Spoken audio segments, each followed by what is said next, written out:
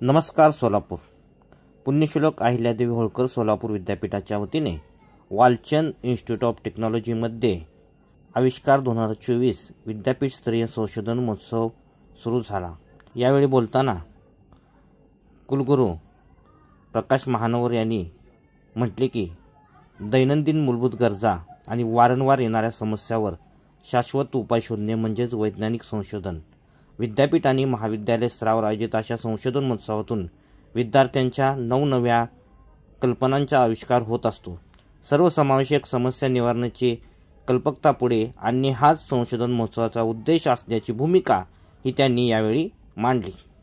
यावेळी वालचंद शिक्षण समूहाचे विश्वस्त श्री वैभव गांधी यांनी मान्यवरांचे स्वागत केले.